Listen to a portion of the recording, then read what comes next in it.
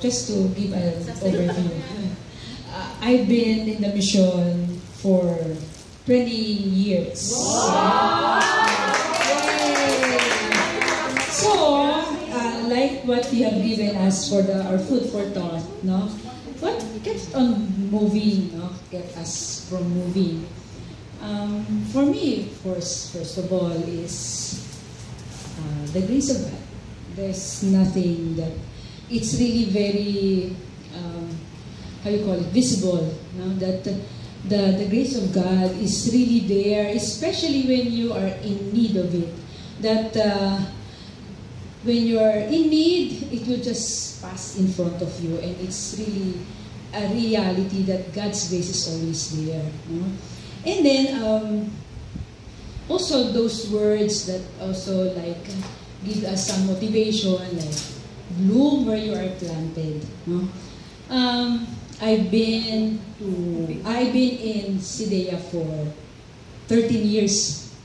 Being planted is really to learn what is in that situation or in that area. To adapt. I learned that it's really true that keeps me going is I have that always the desire to do something for the others. No, thanks be to God.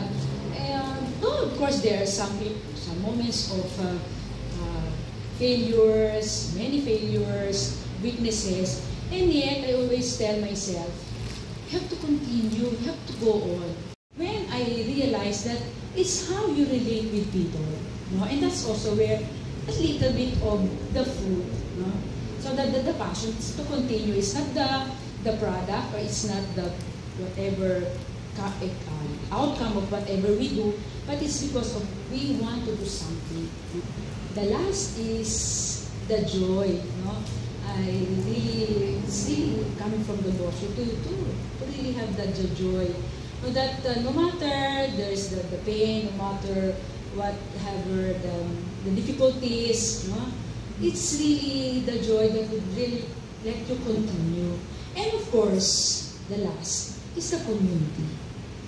I really told myself I will never, how you call it, like betray, no? My community. Because my community is the source of my strength. It is where I will, no matter whatever happened, I will still go back to my community. And my community is always that supportive, no?